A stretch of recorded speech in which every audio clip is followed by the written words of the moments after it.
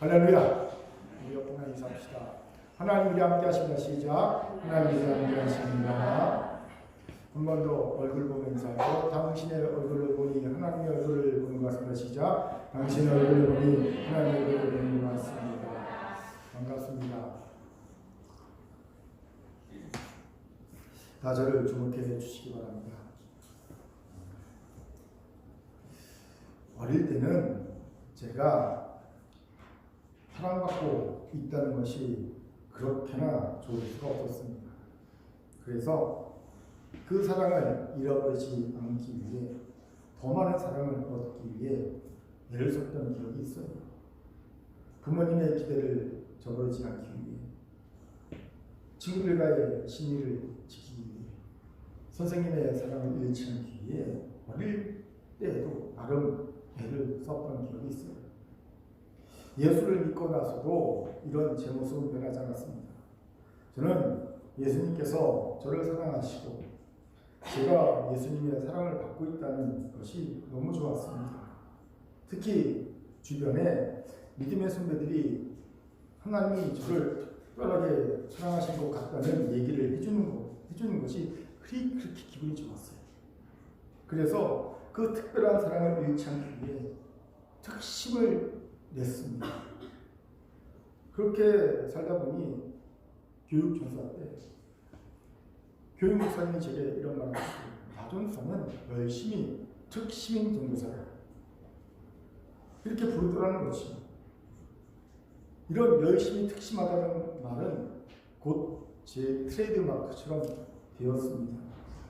가는 사역지마다 동일하게 제가 말을 하지 않았음에도 다들 저를 그렇게 불러주는 거예요. 남목사는 열심히 특심해. 남목사는 열심히 특심해. 열심히 특심하다는 말을 다 해주는 거였어요. 모두가 다 사랑받는 것이 좋았기에 사랑을 잃지 않기 위해 노력한 결과였습니다. 지금 생각해보면 성숙하지 못한 사업던 시절의 모습이지요. 그런데 지금의 나이가 되고 보니 사랑받고 있다는 것이 마냥 기뻐하고 즐거워할 일만은 아니다라는 것을 알겠더라고요. 왜일까요? 사랑받는 자는 알지 못하는 사랑하는 자의 눈물과 아픔, 인내와 고통을 깨달았기 때문입니다.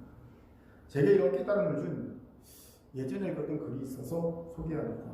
사랑하는 이와 사랑받는 이의 차이라는 글입니다. 소개하죠. 사랑하는 이의 눈가에 늘 보이지 않는 눈물이 고여있다.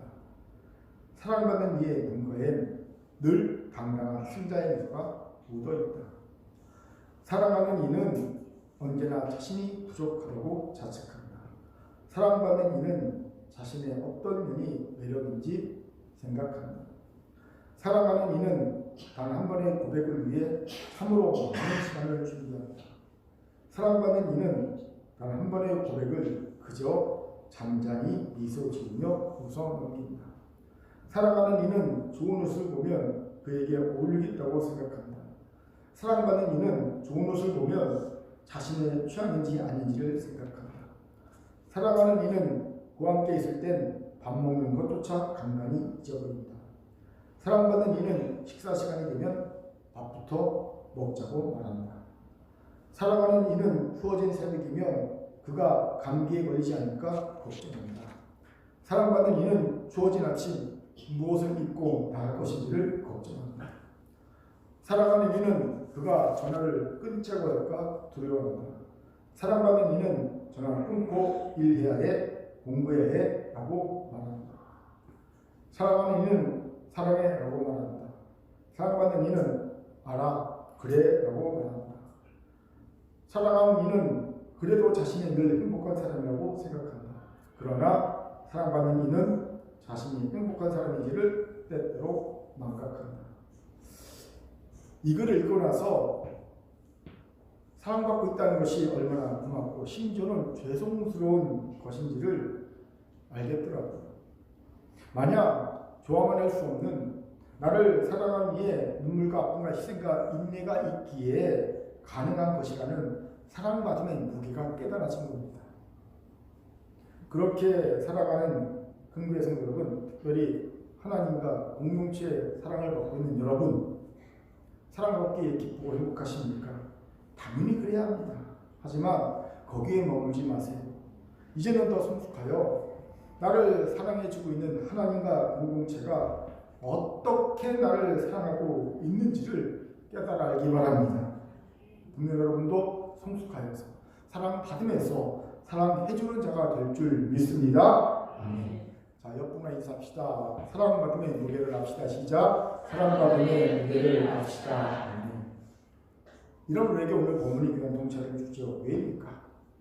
본문을 같이 봅시다. 본문에서 우리는 십자가의 죽음을 앞두신 예수님께서 제자들의 밥을 시켜주시고 제자들과 철회의 만찬을 하고 계심을 보게 되지요. 그때 예수께서는 아주 심각한 말을 하십니다. 어떤 심각한 말입니까? 제자 중 한 사람이 자신을 팔겠다는 말입니다. 당연히 이 말을 듣고 제자들은 놀라죠. 그리고 우리 중 누가 예수를 팔자인지를 살피면서 서로를 의심합니다. 그때 예수의 제자 중 예수가 사랑하시는 자로 예수의 품에 의자에 누워있던 자에게 베드로가 머리짓으로 조용히 말합니다. 예수께 누구를 지칭하신 것인지 물어보라고. 그리고 예수가 사랑하는 자가 예수께 그가 누구냐고 묻습니다. 이때 예수의 품에 의자에 누워있던 사랑하신 자는 바로 사도 요한입니다. 이런 역할을 요한에게 시킨 것은요, 특별히 요한이 예수의 사랑을 받는 자라서 그런 것도 없지 않아 있습니다. 하지만 사실은요, 유대인의 관습에 의한 겁니다. 당시 유대인의 가서는요, 관습은요, 식사 자리에서 아버지 역할을 하는 사람이 딱 중심이고요. 그 옆에 그 자리에서 가장 나이 어린 사람이 앉아서 그 아버지 역할을 하는 사람에게 애굽에서부터 구원받은 하나님의 구원의 역사 이야기를 하도록 묻고 자극하는 역할을 했어요. 그래서 당시에 제자들 중에 가장 나이가 어렸던 사도 요한이 예수의 바로 옆에 붙어서 그 역할을 하고 있었던 겁니다. 예수님께 자꾸 묻고 예수의 대답을 듣도록 하는 역할을 하는 거였죠. 같이 본문 22절부터 25절까지를 읽도록 하겠습니다. 시작. 제자들이 서로 보며 누구에 대하여 말씀하시는지 의심하니라. 예수의 제자 중 하나 곧 그가 사랑하시는 자가 예수의 품에 의지하여 누웠는지라. 시몬 베드로가 머리짓하여 말하되 말씀하신 자가 누구인지 말하라니 그가 예수의 가슴에 그대로 의지하여 말하되 주여 누구니까? 아멘. 여기서 주목해야 할 구절이 있어요. 사도 요한을 부연 설명하는 곧 그가 사랑하시는 자라는 표현입니다. 예수가 사랑하시는 자라는 표현은 12 제자 중에 유일하게 사도 요한에게만 붙여진 그의 트레이드 마커 같은 표현입니다. 죽었다 살아난 나사로로 이 표현으로 불리긴 합니다. 그런데 그때 좀 예외적이지요.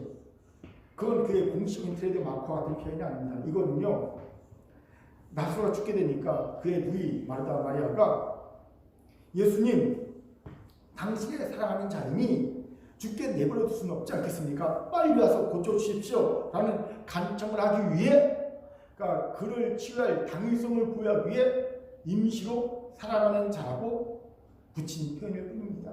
사도 요한과 다른 표현인 거예요. 여기서 우리가 중요하게 봐야 할 것이 있습니다. 무엇일까요?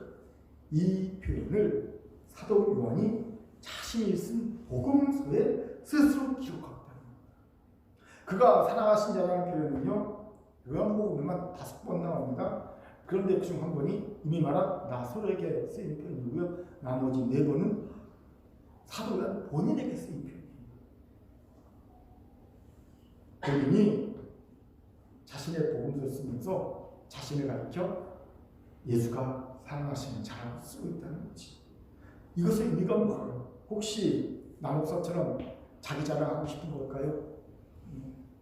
내가 예수님의 사랑을 좀 받았지, 특별한 존재였지 뭐 자랑하고 싶어서 그렇게 쓰고 있는 걸까요? 아닐 겁니다. 여러분, 사도 요한을 남목사 수준으로 생각하면 안 됩니다. 그럼 왜 낯뜨거운 자기 자랑과 같은 이런 표현을 사도 요한이 직접 하고 있는 것일까요?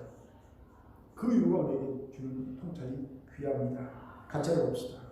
먼저 이 정체성이 나는 주께서 사랑하신 자라는 이 정체성이 사도 요한을 인정 욕구에서 넘어지지 않고 그를 세워주고 있기 때문이라는 겁니다. 무슨 말입니까? 잘 들어보세요.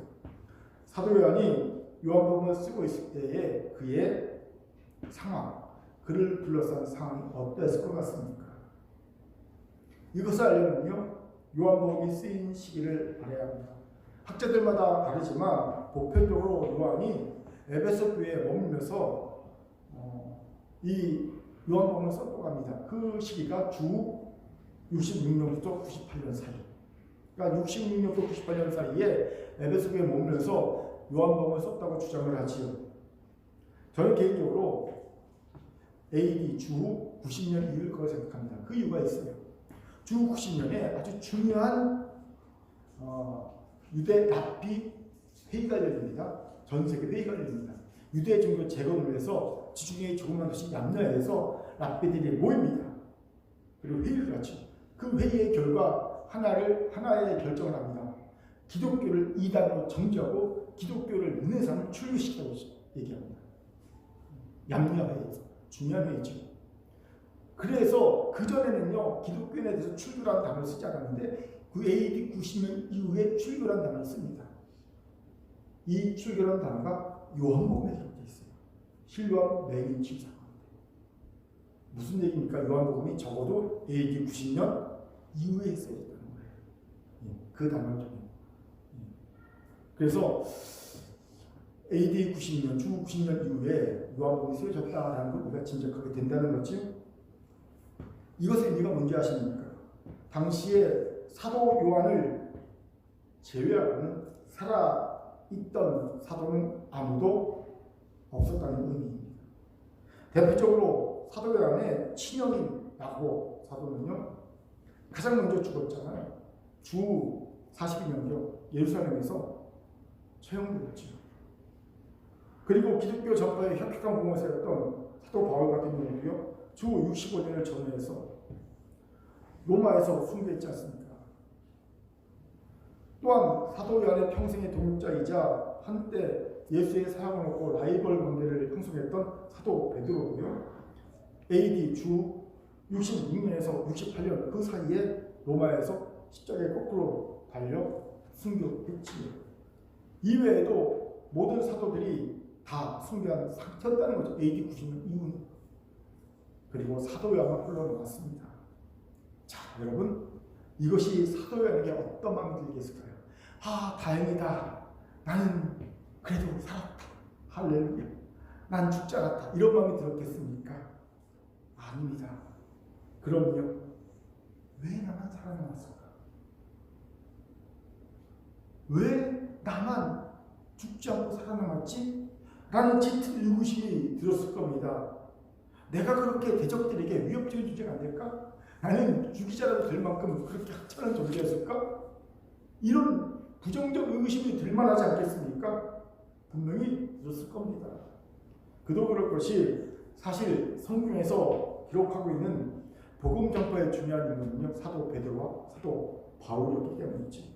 성경은 사도 요한이 예수님의 부활 승천 후에 어떤 사역을 했는지 잘 알려주고 있지 않습니다. 그저 그가 사도 바울이 개척하고 복귀한 에베소 교회에서 사역하다가 요한복음과 요한서신서 그리고 반모섬에서 유배됐다 오면서 요한계시록을 썼음을 나이 들어 에베소에서 있으면서 그곳에서 하나님의 부르심을 받았음을 이것저것의 전설을 통해 알려주고 있을 뿐입니다.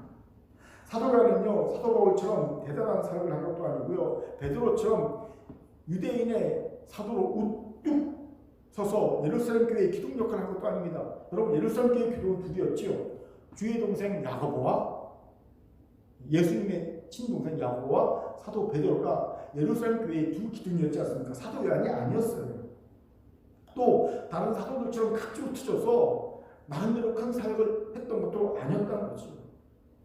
도마는 인도에 가서 인도의 큰 기독교 전파 부흥을 일으켰지 않습니까? 또 이때의 사도 요한이 아직 요한복음을 그리고 요한서신을 요한계시록을 쓴 것도 많았던 것으로 보입니다.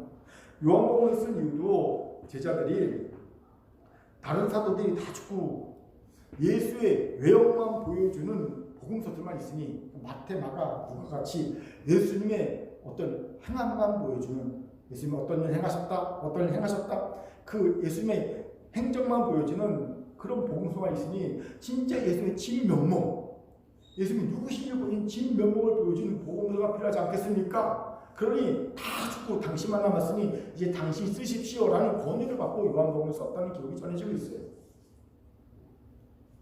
무슨 말입니까?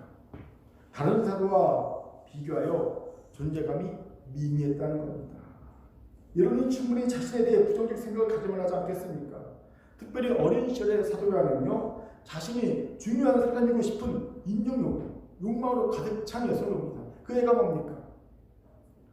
그의 어머니 살로메에게 예수님의 청탁을 부탁하죠. 예수님의 그날에, 왕이 되는 그날에 예수님 좌편 우편에 형과 제가 앉게 해달라고 청탁을 합니다. 성경에서 치맛바람이 보이지 않습니까? 인정욕구가 강했던 사람이에요. 그런 그의 옛 욕망을 대적 사탄이 그냥 놔둘 리가 없지요. 모르긴 몰라도 대적 사탄은 이때 사도 요한에게 다가와 이렇게 속삭였을 겁니다. 너는 다른 이와 비교하면 정말 하찮은 존재야. 그러니 아무도 너를 위협적으로 느끼지 않고 지금까지 살려둔 것이 아니겠어. 네가 대단히 중요한 존재고 위협적인 존재라면 벌써 죽였지. 베드로처럼 바울처럼 죽였겠지. 분명히 이런 얘기를 했을 거예요. 대적 사탄. 여러분 이런 경험 있지 않습니까? 교회에서 남목사가 일을 시킵니다. 그런데 나는 정말 그 일을 하고 싶지 않습니다. 내 코가 석자이기 때문이죠. 만약 남목사가 그 일을 하라고 하면 나는 절대 이런저런 이유를 핑계로 하지 않을까라고 딱 마음에 다짐합니다. 그런데 이게 웬일입니까? 남목사가 나만 쏙 빼고 일을 안 시켜요. 다른 사람 다 시키고 나만 안 시켜. 그러면요 겉으로는 잘됐다 생각합니다. 하지만 속으로는 따당한 느낌. 왠지 내가 남목사에 소외된 느낌이 들지 않습니까? 내가 뭐 잘못했나? 나를 미워하나? 왜 나만 일시키지 않지? 그러면 들지요. 사람이니까 그렇습니다. 저도 얼마 전 이런 느낌이 든 적이 있어요. 그런 얘기지만 올해가 제가 속한 장신대 제가 90일기거든요. 신기원 90일기 그 홈커밍 데이가 있는 해입니다. 신기원을 졸업한 지 20년이 지난 기수들을 매년 순서대로 홈커밍 데이 해를 만들어서 그 한날에 다 모으게 합니다. 이게 뭐냐면요, 한 20년 됐으니까 자리 잡았으니까 기금을 모아서 모교에 좀 장학금을 기탁하고 모교의 발전에 의식을 한번 해보라는 거예요. 그래서 각 기수마다 보통 뭐 작년 같은 경우는 3억 정도 이렇게 모아서 기부를 해요. 예. 우리도 보니까 꽤 많이 모았더라고요. 그러니까 이게 바로 되지 않으니까 1년 전부터 작년부터 홈커밍데이라는 조직위원회가 발족해갖고 활동을 하거든요. 제가 작년에 그 조직위원회 발족한다고 해서 안 가고 싶었는데 억지로 친구 목사 데리고 가서 세문학교에 갔지 않습니까? 사모랑 같이. 그때 한 30명 정도 모였나? 그 정도 모였을 것 같습니다. 저는 진짜 일도 조직위원회 활동하고 싶은 마음이 없었어요. 그럴 여력도 없고 또 그만큼 제가 제 모교를 자랑스럽게 여기지 않습니다. 예, 죄송한 얘기지만 그닥 마음에 들지 않아요. 그런데 조직위원회를 구성하는데 제 이름이 한 번도 언급되지 않는 거예요. 은근히 자존심이 상했습니다. 친구 윤태성 목사님이요, 한 자리를 딱 차지했는데 나를 데리고 가 친구 한 자리를 차지했는데 저는 아예 언급 자체가 안 된 거예요. 그때 사탄이요 제 인정을 통해 공격해 들어오더라고요. 너는 저들에게 별 의미가 없는 존재일 뿐이야. 제가 이 공격이 사단의 공격인 줄 알았을까요? 몰랐을까요? 알았지요. 이게 지금 내 인정 욕구를 통해 공격해 들어오는 거구나. 그런데도요 제가 이 공격을 그냥 놔두고 싶더라고요. 왜요? 연약한 인간이기 때문입니다. 물론 지금은 십자가에서 그 인정 욕구를 처리했습니다. 그러니 이렇게 편하게 말씀드릴 수 있는 겁니다. 저는 저를 보면서 사도 요한도 대적 사탄의 인정욕구 공격을 받았을 것이라고 감히 단정합니다. 그런데 놀랍게도 사도 바울은요, 이 공격을 이겨냈어요. 어떻게 이런 말 합니까? 바로 오늘 본문에 그가 사랑하시는 제자라는 구절이 그 증거입니다. 그렇습니다. 사도 바울은 자칫 인정 욕구에 걸려 넘어질 수 있는 상황에서 자신을 바로 세울 수 있음으로입니다. 내가 예수가 사랑하신 자라는 확고한 정체성의 고백을 통해서 말이죠. 이것을 주목합시다. 우리가 인정 욕구의 공격에 걸려 비록 흔들려도요, 넘어지지 않을 수 있는 방법이 있습니다. 바로 나는 예수께서 사랑하시는 자라는 정체성을 확고히 하시는 겁니다. 나는 사랑받고 있어. 그것도 예수께서 사랑받고 있어. 이런 정체성을 가지면요, 흔들리죠. 넘어지지 않습니다. 아니, 이 정체성이 확고할수록 엄청난 승리까지 얻게 해줍니다. 사도 바울 보십시오. 그는 정말 많은 대적이 있었고요, 심한 고난도 받았습니다. 그런 사도 바울이 로마서 8장 35절부터 37절까지 해서 무엇이라고 고백합니까? 우리 같이 읽겠습니다. 시작! 누가 우리를 그리스도의 사랑에서 끊으리요? 환난이나 공고나 박해나 기근이나 적신이나 위험이나 가리랴. 기록된 바 우리가 종일 주를 위하여 죽임을 당하게 되며 도사에 관한 양같이 여김을 받았나이다 함과 같으니라. 그러나 이 모든 일에 우리를 사랑하신 이로 말미암아 우리가 넉넉히 이기느니라. 아멘. 사도 바울이요, 나는 하나님의 사랑을 받고 있다는 이 정체성이 확고합니다. 가득 차 있습니다. 이 사랑을 말하면 그는 넉넉히 이긴다고 말합니다. 여기서 넉넉히 이긴다고 번역된 헬라어의 원뜻이 뭔지 아세요? 엄청난 승리를 거둔다. 압도적인 승리를 거둔다는 뜻입니다. 그냥 적당히 극복하는 게 아닙니다. 겨우 이기는 게 아닙니다. 압도적인 대승을 거둔다는 거예요. 어떤 상황에서. 이 사실을 믿으십시오.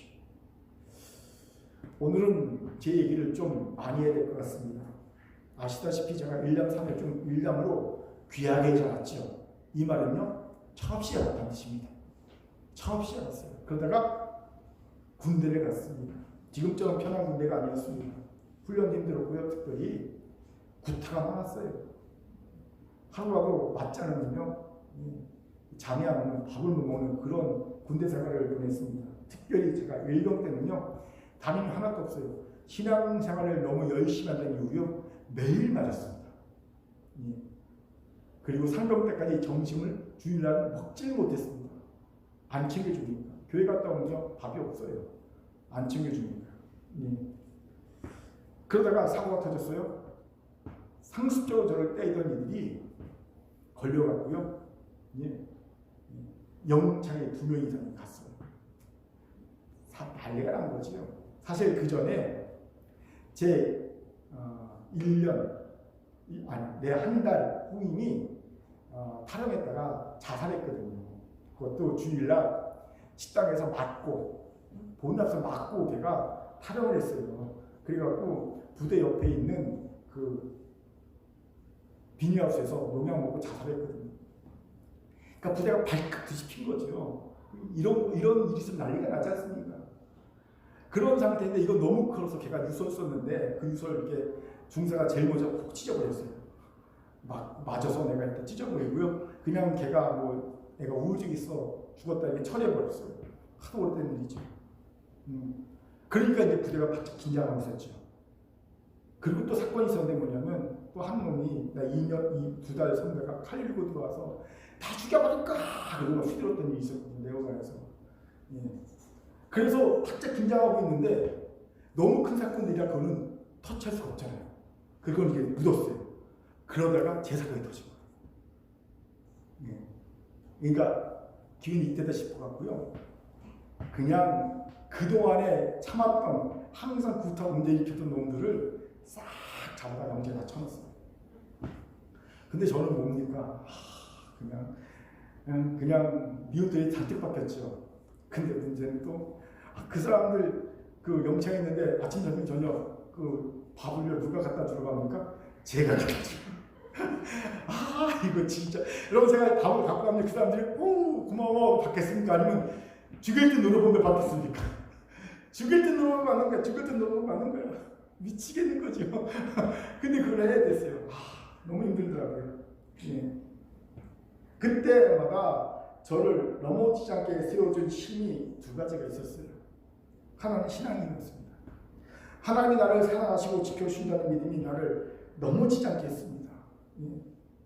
내가 하나님의 사랑을 받는데 내가 이까짓으로 넘어지면 되겠어? 날 지켜주더라고요. 또 하나 이게 뭐냐면요, 나는 사랑받고 자란 사람이야. 확신이 있어요. 내가 사랑받고 자란 귀하게 자란 하나님의 사람이자 우리 부모님의 아들인데 이런 마음이 드는 거예요. 한국의 삶에 딱 다다를 때 내가 어떤 사랑을 받았는데 이까짓 무너지겠어? 오기가 생깁니다. 그 오기가 저를 넘어지지 않게 붙잡아줬습니다. 제가 자랑질했지 않습니까? 얼마 전에 저를 정말 못 살게 굴던, 교회 간다고 못 살게 굴던 정작과장이 결국 집에 고맙다고 했다. 저녁할 때 대동여치도 탁본을 선물해 주고요. 저녁 후에도 저는 그쪽을 향해서 오줌도 듣고 싶지 않았는데 전화를 했더라고요. 나 어느 부대로 전출 가니까 연락하는 왜 나한테 연락을 안 해? 나 제대했는데 지가 어딜 갔더니 나 무슨 상관이다. 그런 생각이 들었던 적이 있어요. 이뿐 아닙니다. 제가 병장 됐을 때요, 사단장 조성태 국방장관이 사단장 비서실에 근무하는 요원 병장으로 뽑혔어요. 병장 1호 2호. 비록 병이지만 힘 있는 자리입니다. 요즘 이게 이제 병사 중에 최고로 잘난 놈만 가는 자리예요. 거기가 사단장 비서실이니까 빼기고 힘 있는 자리입니다. 그때 나중에 이 사실은 공병대장이요, 공병대 꼭 필요한 인재라서 안 된다고 극구 만류해갖고요, 제가 내정됐다가 다시 공군대로 복귀했습니다. 근데 저는 사실 가나마나 그게 있어요. 병장 가서 이제는 군대 생활 편한데 내가 굳이 왜 거기 가서 고생하나 그런 생각이 들긴 했거든요. 호기심이 있었지만 사단장 비서실 한번 가볼만 한데 라는 마음도 있었지만 굳이 내가 거기 가서 라는 마음도 있었거든요. 근데 사실 내가 공부에서 있어야만 되는 존재가 맞았습니다. 어떤 일이 있었냐면요, 일개 병이 만든 대대작전계획서가 사단에서 1등을 뽑혀가고요, 공무원이 왔어요. 사단이야 모든 부대는 공병대의 작전계획서를 참조해서 다시 작전계획서를 수립해서 낼 것이 공문이 나왔어요. 근데 그 작전계획서를 제가 혼자 만들었거든요. 왜냐하면 작전과장이 휴가를 가고 있어요. 아무도 없어요. 할 수 있어요. 그래서 혼자 며칠 밤을 새서 일주일 이상 새서 혼자 만들어냈거든요. 또 저는요, 사단신회 역사상 보통 병장이 사단신회 회장을 맡는데 상병 2호봉이 때 사단신회 회장을 맡았습니다. 기록이에요. 제일 길게 사단신회 회장을 한 기록입니다. 제가 왜 내 자랑질을 합니까? 간단합니다. 나약하고 처지없게 충분히 무너질 수 있었지만 사랑받고 있다는 믿음이 저를 세워줬고요. 아니, 세워주는 것도 모자라 넉넉하게 해줬다는 겁니다. 넉넉하게 해줬어요. 그렇게 임종국을 흔들려도 넉넉하게 이기길 원합니까? 그렇다면 내가 사랑받고 있다는 확신을 가지세요. 이를 위해 십자가 앞에 나와 십자가를 묵상하시기 바랍니다. 십자가에서 보이신 예수의 나를 향한 사랑을 깨닫게 될 것입니다. 그 사랑은 무한한 용납과 이해와 인내와 희생과 회복을 우리에게 약속하실 겁니다. 아무 공로 없이 거저주시는 이해할 수 없는 사랑을 경험하게 해주실 겁니다. 이 사랑을 확인하기 바랍니다. 더 구체적으로 진하게 이 사랑을 확인하고 싶다면 수련회 오시기 바랍니다. 오늘 설교는 수련회 개회 설교거든요. 분명 내가 얼마나 큰 사랑을 받고 있는지를 알게 될 줄 믿습니다. 아멘. 자, 저를 따라합시다. 나는 예수께 사랑받고 있는 옆방에 잡시다. 예수의 사람입니다. 예수의 사람입니다. 아멘. 두 번째로 이 정체성이 자신을 능하게 한다는 사실을 깨달았기 때문이라고 합니다. 생각해 보세요. 지금 사도 요한은 혼자 남아서 다른 복음서 저자들이 미처 기록하지 못한 예수의 참모습을 전하고자 합니다. 대단한 폭을 가지고 있지요. 이런 사도 요한이기에 요한복음에는요, 공간 복음서와 다른 예수의 이야기로 넘쳐납니다. 다른 복음서에 없는 가나의 혼인잔치 이야기를 보면서 베데스다못의 38년 된 병자 치유 사건, 그 다음에 니고데모 바리새인 니고데모와 수가성 여인의 구원의 역사, 그리고 실로암 연못의 맹인 치유, 부호 예수 그 나사로의 그 회복, 살리심, 이 얘기가 다른 복음서 얘기들이 많이 다뤄주고 있죠. 그런데 요한은 단순히 예수의 다른 이야기를 하는데 그치지 않고 있어요. 그는요 가장 깊고 뛰어난 기독론을 전하고 쓴 겁니다. 기독론이란 예수가 누구신지를 연구하는 학문이 기독론입니다. 예수가 누구신지를 누구보다 깊게 전하고 있습니다. 그중 가장 먼저 사도 요한은요 로고스 기독론을 전하고 있죠. 우리 요한복음 1장 1절 같이 읽겠습니다. 같이 1절 시작. 태초에 말씀이 계십니다. 이 말씀이 하나님과 함께 계셨으니 이 말씀은 곧 하나님이십니다. 보세요. 사도 요한은요 하나님이 천지를 창조하실 때 그 태초에 하나님 말씀이 계셨는데 그 말씀이 누구라고요? 예수라고 해요. 예. 로고스 기독론입니다. 이거는 다른 복음서의 기독론과 굉장히 다른 깊은 영적인 진리가 있는 기독론이에요. 한 예로 마태복음의 기독론이 뭔지 아세요? 마태복음의 기독론은요 모세보다 뛰어난 메시아 예수 그리스도입니다. 마태는요 유대인들에게 예수는 모세보다 너희들이 그렇게 존경하는 모세보다 뛰어난 메시아 그리스도다. 이게 기독론이거든요. 이에 비해 훨씬 더 깊은 진리를 담고 있는 기독론이 로고스 기독론이 알 수 없죠. 또 이외에도 요한복음에는요 세상 죄를 지고 가는 하나님의 어린 양이라는 표현이 나오죠. 어린 양 기독론도 나옵니다. 이외에 다양한 기독론이 나오고 있어요. 사도 요한이 예수의 깊은 다른 모습을 보여주려고 애를 썼다는 거죠. 이뿐 아닙니다. 요한복음에는 7개의 예수의 자기성이 나오죠. 잘 들어가실 겁니다. 나는 생명의 떡이다. 나는 세상의 빛이다. 나는 양의 문이다. 나는 선한 목자다. 나는 부활이요 생명이다. 나는 길이요 진리요 생명이다. 나는 참포도나무다. 이렇게 7개의 자기 선언이 나옵니다. 헬라어로 에고에임이 말씀이라고 하죠. 나는 나다. 이 7개의 자기 선언을 통해 예수님은 자기가 하나님을 드러내시죠. 이건 마치 출애굽 당시에 호렙산에서 모세를 부르시면서 나는 나다 아이엠이라고 말씀하신 하나님의 말씀과 동일한 말씀이라는 겁니다. 무슨 얘기입니까? 예수께서 나는 출애굽 때 모세를 부르고 이스라엘 백성을 구원한 그 하나님이다 라고 자기를 보여주셨다는 겁니다. 그런데 저는요 7개나 되는 예수의 자기 선언을 기록하고 있는 사도 요한의 또 다른 마음이 느껴지다는 거죠. 단지 예수님이 출애굽의 그 하나님이다 라는 계시뿐만 아니라 또 다른 모습이 있다는 겁니다. 어떤 마음이 느껴지는지 아십니까? 더 풍성한 은혜를 받기를 원하는 마음입니다.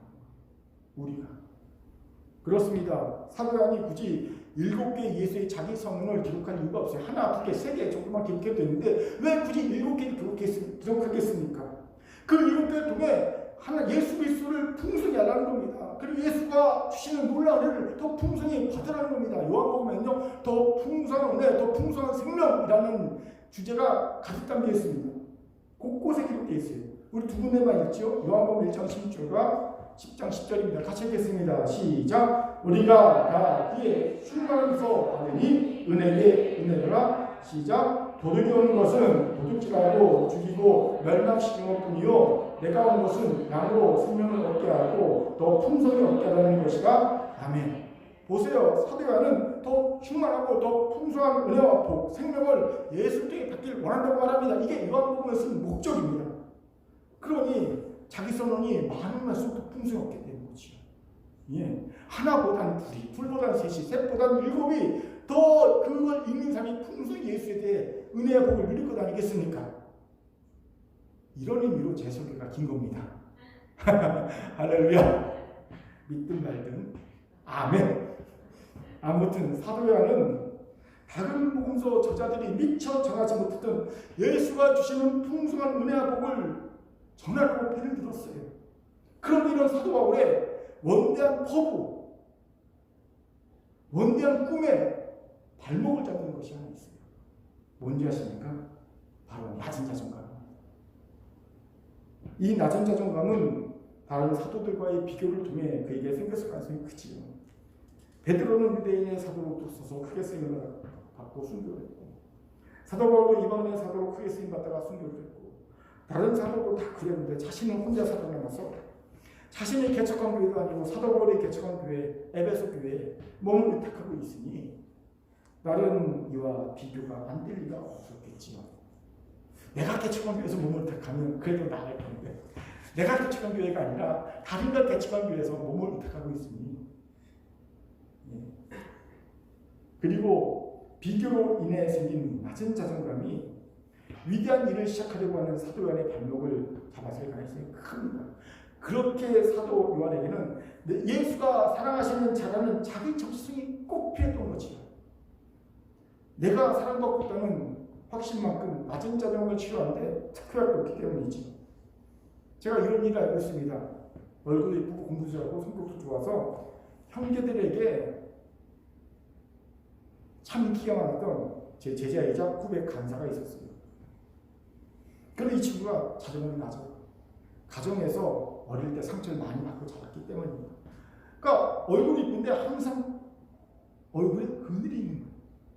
그늘이 있어요. 산바닥 그늘 있는 사람이 있지. 그늘이 있는 거예요. 제가 부산에 내려가서 사역할 때 결혼했는데 하나님의 은혜로 믿음 좋은 같은 선교단체에서 같이 활동을 했던 형제와 결혼했어요. 그리고 제가 이제 부산에서 있기 때문에 결혼식 참석 못하고 부산 사역을 마치고 서울에 와서 좀 지나다가 우연히 만나게 됐어요. 얘기를 들었습니다. 그때 저는 이런 얘기를 하더라고요. 남편한테 무한한 이해와 은혜가 사랑을 받고 있다는 것. 그러다 보니 자기도 모르는 사이에 자존감이 낮은 그 문제로 그렇게 고통스러운데 그게 싹 치유됐다고 하더라고요. 이게 사랑입니다. 사랑받고 있으면 확신하거든요. 낮았던 자존감도 치유됩니다. 되게 어려운데 치유되는 거예요. 이 사랑받고 있음의 힘을 사도 요한이 안 겁니다. 그리고 그는 그 힘을 이용하여 낮은 자존감을 극복하고 자신에게 맡겨진 위대한 하나님의 일을 행할 수 있었던 거죠. 요한복음의 저술입니다. 이것에 주목합시다. 하나님을 위해 위대한 일을 꿈꾸고 해보고 싶습니까? 그렇다면 여러분의 발목을 잡고 있을 분명히 그러할 낮은 자존감이라는 복병을 먼저 물리쳐야 합니다. 틱톡을 봤더니 기업에서 임원이 된 사람들의 공통점이 있다는 거예요. 가장 큰 공통점이 뭔지 아십니까? 긍정적인 사람이라는 겁니다.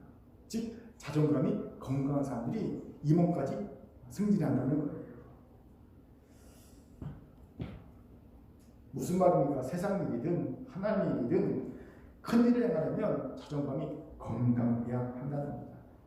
제가 우연히 드라마를 봤더니 드라마 광고 대행사 그 상무 역할을 하는 여주인공의 사무실에 액자가 걸려있는데 액자 이런 글이 써있더라고요. 소품인데 그 눈에 확 들어왔어요. 뭐냐면요, 이끌든지 따르든지 비키든지. 그거 하나 걸어놓고 싶더라고요. 이끌든지 네가 이끌든지 아니면 싫으면 따르든지 이루다면 비키든지. 이거 좋은데 하나 써갖고 교회에 붙여볼까? 이끌든지 따르든지 비키든지. 여러분 자존감이 낮은 사람은요 특징이 뭔지 아세요? 이끌지 않습니다. 그럼 따릅니까? 따르지도 않아요. 그럼 비킵니까? 안 비켜. 이끌지도 않고 따르지도 않고 비키지도 않습니다. 이 낮은 자존감 같은 특징이에요. 이러니 낮은 자존감을 가진 이와 동요할 수 있는 일도 없고요. 그가 이룰 수 있는 일도 없어요. 큰 일도 없습니다. 당연히 하나님도 마찬가지입니다. 왜 하나님이 다윗을 그 시대에 하나님 일꾼으로 들어 사용하신다 하십니까? 다윗은 그 시대에 가장 건강한 자존감을 가졌기 때문입니다. 그 예가 나와요. 블레셋과 전투할 때 그 형들이 전쟁터에 참여하니까 아버지가 걱정이 되니까 다윗에게 도시락을 싸서 주면서 형들의 안부를 묻고 오라고 보냅니다. 그러니까 다윗이 어린 나이에 전쟁터 쪼래쪼래 같이 도시락 들고 그때 얘기했습니다. 골리앗 때문에 이스라엘 백성이 바짝 긴장하고 쫄아 있을 때 사울 왕이 골리앗을 죽인 자에게 상금을 주겠다 등등의 얘기를 한 것이 쫙 돌고 있었더니 그 얘기를 들은 거예요. 그때 그 모습을 본 큰형 엘리압이 동생을 환대하기는커녕 그 전쟁터에 도시락 들고 온 동생을 환대하기 크게 야단을 칩니다. 3회장 10장 28절 같이 읽겠습니다. 시작. 그냥 엘리압이 다윗이 사람들에게 하는 말을 들은지라 그가 다윗에게 물을 말하여 이르되 내가 어째 어디로 내려왔느냐 들에 있는 양들은 누구에게 맡겼느냐 나는 내 도망과 내 마음에 허락하나니 내가 전쟁을 구경하러 왔도다. 참 못된 형이죠. 저 같으면 기가 팍 죽거나 아니면 억울해서 발끈 생각 싸울 것 같습니다. 그런데 다윗의 반응은요 다릅니다. 3회상 10장 20절 30절 제가 공동 번역 읽겠습니다. 다윗은 그저 물어본 것 뿐인데 내가 지금 무엇했다고 그러십니까? 하고는 형을 떠나 다른 사람한테 가서 같은 말을 물어보았다. 대답은 정확하다. 다윗은요 형의 비난에도 아랑곳하지 않습니다. 형에게 내가 뭐 잘못했어요? 나 잘못한 거 없어요? 한 마디 툭 던져놓고요 다른 사람한테 가서 그래 왕이 무슨 선물을 준다고 했대? 물어보고 있어요. 멘탈 갑입니다. 건강한 자존감을 가졌던 다윗의 모습을 봅니다. 물론 이 건강한 자존감은요 하나님이 나를 사랑하신다는 여호와의 목자라는 확고한 정체성이 준 확신이었음을 짐작할 수 있지요. 그리고 이 건강한 자존감이 다윗이 하나님의 큰 일을 행하려고 사용할 수 있는, 심지어는 그가 큰 실수를 했음에도 불구하고 끝까지 그를 붙잡고 세워주시고 있는 이유가 됐을 봅니다. 이것이 안타깝게 합니다. 보면 자존감이 낮기에 하나님이 큰 일을 맡기시 못한 이들을 보기 때문입니다. 아니 정확하게는 스스로가 자꾸 하나님이 맡긴 일을 회피하고 도망치기 봅니다. 여러분 하나님이 아무리 말씀을 주셔도요 환경을 이렇게 딱 맞춰주셔도요 절대 못 섭니다. 아무 소용이 없어요. 여러분 본인이 못하겠다고 하는데 뭔들 소용이 있겠습니까? 하나님 감사도 제하시는 그만이죠. 안타까운 이야기일 수 없어요. 그렇게 하나님의 큰 일을 하는 능아리가 되고 싶습니까? 그렇다면 건강한 자존감을 먼저 챙겨야 합니다. 이를 위해 꼭 붙잡아야 할 진리가 있죠. 나는 하나님께 사랑받고 있는 자라는 확신입니다. 오늘 이 확신으로 능아리가 되어서 하나님의 큰 일을 감당하시기 바랍니다. 이 확신을 얻기 원하면 어디로 오라고요? 수련회. 결론은 깔때기로. 오늘 수련회는 자, 저를 따라합시다. 나는 하나님의 사랑을 받아 능아리가 되었습니다. 주여 내가 여기 있나이다 나를 써주소서. 주여 내가 여기 있나이다 나를 써주소서. 아멘. 세 번째로 사도 요한이 자신을 예수가 사랑하는 자라고 표현한 이유로 이 정체성에 담긴 무게를 알았기 때문이라고 합니다. 무슨 말입니까? 잘 들어보세요. 요한복음을 기록하고 있는 사도 요한 입장에서 한번 생각해 봅시다. 요한복음을 기록할 때 사도 요한은요 이미 예수를 사랑하고 믿었던 철없던 젊은 시대에 자신이 얼마나 미성소처롭고 이기적이었고 사랑하지 않는 이였는지를 뼈저리게 절감하고 있는 나이입니다. 나이가 들어 성숙했습니까? 자신을 반추해서 볼 수 있는 성취할 수 있는 힘이 있습니까? 노년의 사도 요한이 젊은 나이 자신을 이렇게 돌아보니 복음서 속에 돌아보니 참 얼마나 철이 없었나 라는 걸 깨달았겠죠. 이 말의 의미가 뭔지 아세요? 나는 사실은 사랑받을 만한 자격이 없는 자였구나 라는 것을 깨달았다는 거죠. 충분히 그랬을 겁니다. 그리고 그는 그럼에도 불구하고 마치 내가 특별한 뭐가 있어서 사랑받는 것처럼 생각하면서 예수님을 딱 안겨서 의지하여서 딱 예수께 애교 부리고 알랑방랑 끼는 자신의 모습을 보면서 직접 기록하면서 부끄럽다 라는 생각을 분명히 했을 내가 왜 이랬을까? 그때 내가 왜 이런 짓을 했지? 이런 생각을 분명히 했을 것 같습니다. 그럼에도 사도 요한은 자신을 예수가 사랑한 자로 표현합니다. 이것이 그냥 자기 자랑일까요? 아닙니다. 결국 그렇지 않죠. 그럼요. 사도 요한이 사랑받는 무게를 깨달았기에 쓰고 있는 표현이라는 겁니다. 그렇습니다. 사도 요한은요 젊었을 때의 자신이 결코 사랑받을 만한 자격이 하나도 없다는 것을 절실히 깨닫고 있습니다. 그럼에도 그는 또한 깨닫는 것이 있습니다. 이런 나를 예수께서 진정 사랑하셨다. 나는 진짜 사랑받을 자격이 없는데 진짜 사랑하시는 거예요. 이 베리사에서 사도 요한이 깨닫는 게 있습니다. 아, 내가 그럼에도 사랑받고 있었던 이유는 예수의 무한한 이해, 용납, 인내와 희생이 담보되고 있었기 때문이었구나. 그렇게 사도 요한에 그가 사랑하신 자라는 표현은요 사랑받을 만한 자격이 하나도 없으면서 그가 사랑하신 자라는 의미를 담고 있는 표현인 거죠. 사실은 이게 맞는 거예요. 사랑받을 만한 자격이 하나도 없으면서도 예수께서 사랑하신 자라고 길게 써야 되는 게 맞다는 겁니다. 즉 사도 요한은요, 사랑받은 무게를 깨달은 거지요. 이것에 주목합시다. 세상에 공짜 없어요. 다른 데 사랑도 공짜가 없습니다. 그렇게 내가 사랑받고 있으니까, 그렇다면 내가 받고 있는 사랑에는 나를 사랑하는 이해, 용납, 희생, 인내가 담보되고 있음을 꼭 아시기 바랍니다. 이 사랑받을 무게를 깨달아야 합니다. 그래야 받은 사랑의 진정으로 감사할 수 있고, 사랑을 받게 받은 자에서 사랑해 주시는 자로 성숙할 수 있습니다. 여기 우리 연약함이 있지요. 우리는 사랑을 받음이 일상화되어버리면 너무나도 당연한 것을 여겨버리는 못된 습성이 있어요. 림태주 씨가 쓴 관계의 물리라는 책에 이런 얘기가 나옵니다. 소개합니다. 호의가 지속되면 어느 순간부터 당연한 것으로 받아들이는 사람이 있다. 당연하게 여기는 그 순간이 관계의 첫 균열이 시작된 지점이다. 소울과 무례는 항상 상대방이 느끼는 감정이라서 나 자신이 알아차리게 된 때에는 이미 늦다. 당신과 나의 관계는 다른 무엇으로 대체할 수 없고 흥정할 수 없는 절대성을 지니고 있다. 오늘의 관계는 오늘의 성실을 요구한다. 맞는 말입니다. 저는 목회하면서 원망 불평하는 일을 볼 때마다 이것을 깨닫습니다. 구원해 주셨는데 그것만으로 평생 감사하면서 살아도 부족하지 않나? 왜 저들은 원하는 바가 이루어지지 않았다고 저희도 원망하고 불평할까? 항상 이루시면 돼요. 사도 바울 보세요. 그는 항상 기뻐하라, 쉬지 말고 기도하라, 범사에 감사하라. 이는 너희를 향하신 하나님의 뜻, 의지, will이라고 표현합니다. 강력한 표현이죠.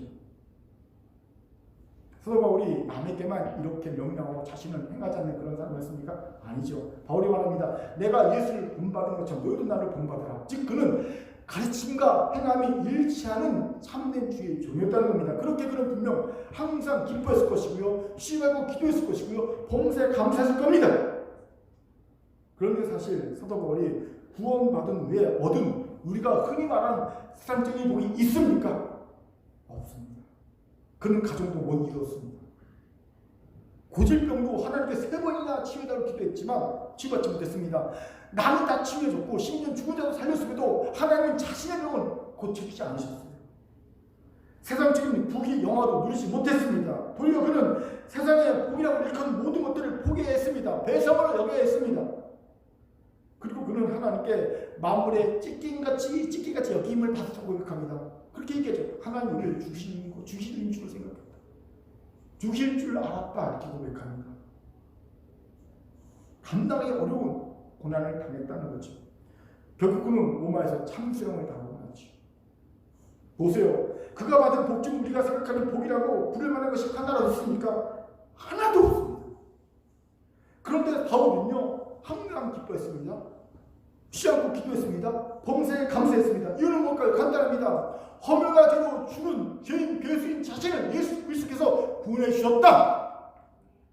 자녀 삼아 주셨다. 이 한 가지 은혜 때문에 이 은혜 하나로 그는 평생을 기뻐하고 쉬지 않고 기도했고 범사에 감사하면서 주를 위해 그 모든 고난을 다 감수했습니다. 이런 사도 바울의 우리는 왜 그리 쉽게 원망하며 불평하며 삽니까? 사도 바울과 우리의 차이가 뭘까요? 간단합니다. 사도 바울은 구원의 은혜를 평생 소중하게 여겼습니다. 반면 우리는 너무나 당연하게 여긴 거예요. 이러면 관계는 균일이지 않습니다. 그리고 내가 하나님을 무례함과 소홀함으로 대했다는 것을 내가 알아차리는 그 순간 이미 그 관계는 끝납니다. 내가 알아차리는 순간 끝이 났다고 봐야 합니다. 하나님은 잠언 8장 10절에서 이렇게 말씀하시죠. 나를 사랑하는 자들이 나의 사랑을 입으며 나를 간절히 찾는 자가 나를 만날 것이다.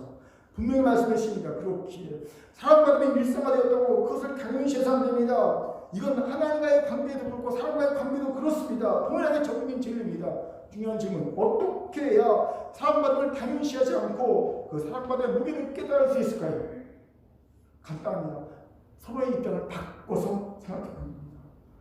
사도 요한도 그랬을 겁니다. 나이 들어 성숙해진 사도 요한이 누가복음을 기록하고 옛 기억을 떠올리면서 젊을 때 전혀 생각하지 못한 예수의 마음이 생각되고 깨달아졌을 겁니다.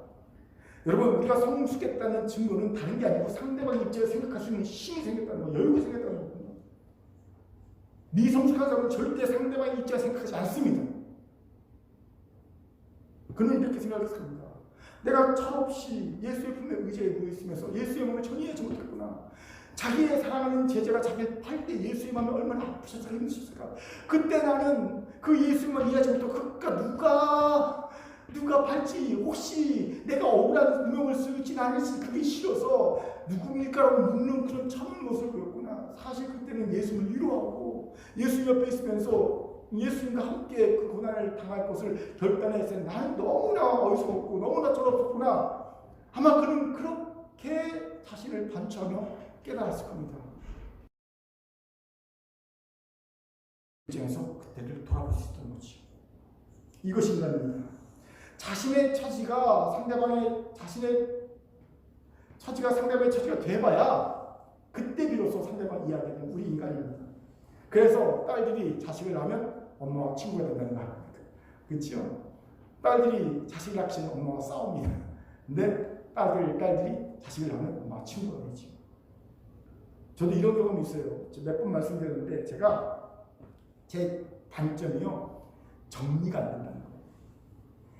집에 들어가면 어서 훌렁 먹고 그냥 막 제가 지나가는 폭풍이 스치고 지나가는 막 그냥 정리한 수북히 막 그냥 뭐든지 다 수북히 꼬리가 길고 막 거성지고 그런 스타일이에요. 정리를 못한 게 이제 54년 만에 3입니다.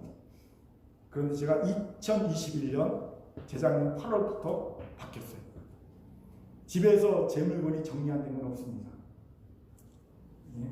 그리고 어떻게 하든지 좀 이렇게 정리하고 어떻게 하든지 좀 이렇게 도울 수 있는 도우려고 합니다. 화장실 갔다 와도 항상 정리하고 뭐 다 이렇게 넣고 깨끗이 정리하고 물기도 다 닦고 나오고 신발도 이렇게 정리해놓고 나오고 그러면 애를 씁니다. 그리고 중요한 것은요, 2021년 8월부터 지금까지 그게 유지되고 있다는 거예요. 작심 3일이 아니라 꽤 오래 유지되고 있습니다. 이유가 간단해요. 2021년 8월에 사모가 미국에 한 달을 갔다 왔잖아요. 그래서 혼자 살림을 해봤어요. 살림이 되게 귀찮아요. 진짜 귀찮더라고요. 그런데 깨달았어요. 이 귀찮은 걸 했구나.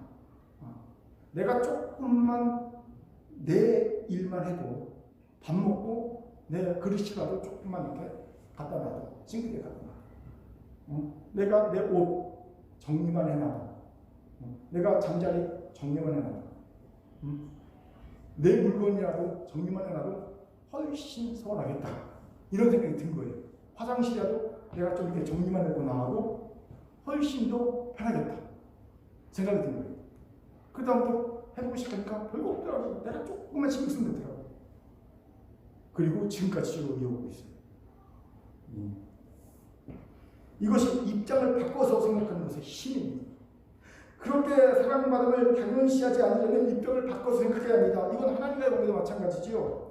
우리가 항상 하나님이시니까 라고 쉽게 생각합니다. 제가 하나님이면 화가 날 것 같습니다. 제가 사실 그런 적이 있거든요. 성도들 제가 뭐라 하면 목사님이시니까 하고 쉽게 넘어가더라고요. 속으로 이런 마음이 듭니다. 저도요, 죽기 살기 해서 이렇게 된 거예요. 이런 마음이 듭니다. 여러분, 좋습니다. 남목사는 그래서 관계에 금이 가도 살고 죽는데 지장이 없습니다. 하지만 하나님과는 다르지 않습니까? 하나님과 관계에 금이 가면 이건 살고 죽는 일에 직결되는 문제입니다. 그렇게 하나님 입장에서 그렇게 봐야 합니다. 그래서 사랑 받음의 무게를 깨닫고 당연시하지 않아야 합니다. 성숙한 사랑을 하는 자가 되어야 됩니다. 이런 적에 깨달음을 줬던 예전 찬양이 있어요. 전 많이 불렀던 찬양이죠. 청년 때. 바로 성령의 신이 얼마나 아프실까 하나님의 마음이라는 찬양입니다. 가사 소개합니다. 얼마나 아프실까 하나님의 마음은 인간들을 위하여 아들을 제물로 삼으실 때, 얼마나 아프실까 하나님의 마음은 사람들을 위하여 십자가에 달려 제물 되실 때, 얼마나 아프실까 하나님 가슴은 독생자 주셨구만 인간들 부족하다고 원망할 때, 얼마나 아프실까 주님의 심령은 자신을 주셨구만 사람들 부인하며 욕할 때, 20대 때 이 찬양이 나왔거든요. 그때 이기적인 제 사랑을 되돌아봤어요. 내가 얼마나 내 중심적으로만 하나님의 사랑을 강구했는지, 하나님이 나를 사랑하시기 위해 내가 사랑받고 있음에 얼마나 희생과 고통과 인내가 따르는지를 그때 깨닫고 많이 울었던 경험이 있습니다. 하나님이 세상을 이처럼 사랑하사 독생자를 주셨다는 요한복음에 이처럼이라는 이 단어가 그냥 쉽게 지나칠 수 없는 단어라서 깨달은 거예요. 이처럼은요, 우리가 상상할 수 없는 낮아짐과 헌신과 수고와 인내와 용력과 고통과 죽음과 사랑이 예수의 삶으로 그대로 녹아있는 단어라는 걸 알았어요. 하나님이 세상을 이처럼 사랑하사 몰랐는데 이처럼은 어마어마한 의미가 담겨있더라는 거지. 그렇게 사랑하는 성도 성도 여러분, 이제 사랑받음의 무게를 깨닫기 원합니까? 그렇다면 하나님 입장에서 생각해 보시기 바랍니다. 상대방 입장에서 생각해 보시기 바랍니다. 우리도 사랑받음의 무게를 아는 사랑을 줄 수 있는 성도가 될 줄 믿습니다. 아멘. 저를 따라합시다. 입장을 바꿔서 생각해서 사랑받음의 무게를 깨달읍시다. 사랑받음의 무게를 깨달읍시다. 이제 말씀 마치죠. 이제 우리 사랑받음만 좋아하고 사랑받음의 무게는 모르는 어린아이의 살아서 벗어납시다. 그래서 내가 예수께 사랑받는 자라는 말에 담긴 사랑의 무게를 깨달읍시다. 이 깨달음이 우리를 성숙시킬 겁니다. 그래서 당당히 우리도 사랑한 자가 될 줄 믿습니다. 그리고 이제는 말할 수 있을 겁니다. 나는 예수께 사랑받는 자, 철없는 고백이 아니라 사랑의 무게를 아는 자의 당당한 고백, 나는 예수께 사랑하는 자라는 이 성숙한 자의 고백을 할 줄 믿습니다. 이번 동네 수행은 바로 이런 주제를 가지고 진행될 겁니다. 그래서 내가 예수가 사랑하신 자는 정체성을 확보해가지고 이 정체성에 담긴 엄청난 은혜와 복을, 풍성한 은혜와 복을 누리는 순례가 될 줄 믿습니다. 이것을 하나님 여러분에게 예비해 주셨어요. 참석해서 받으시기 바랍니다. 오늘은 서론의 말씀을 전했습니다. 수련회 교회 설교가 좀 긴 거예요. 수련회에서 본격적인 말씀을 나누도록 하겠습니다. 기대하고 기도로 준비하시기 바랍니다. 이를 오늘 말씀을 기억합시다. 난 예수께 사랑받는 자라는 정체성을 가지기 위해 첫째, 이 정체성은 나를 인정력에서 벗어나게 하고 내게 위대한 승리를 줄 줄 믿으시기 바랍니다. 둘째, 이 정체성이 낮은 자존감을 극복하고 하나님의 큰 일을 행할 능이 있는 자로 만들 줄 믿으시기 바랍니다. 세 번째, 사랑받음에 무게를 합시다. 이를 위해 입장 바꿔서 생각하지 않읍시다. 분명 우리도 사도행전처럼 성숙한 고백, 나는 주께서 사랑하는 자라는 이 고백과 이 고백에 담긴 은혜와 복을 풍성히 누리게 될 줄 믿습니다. 하나님이 말씀했습니다. 아멘. 기도합니다. 사랑과 자비하는 참 감사합니다. 나는 예수께 사랑받는 자라는 사도의 안에 성숙한 고백이 우리의 고백이 되게 하시고 이 고백에 담긴 은혜와 복들, 풍성한 복들 다 누리는 교회 성도되게 도와 주옵소서. 감사드리며 예수님 이름으로 기도합니다. 아멘.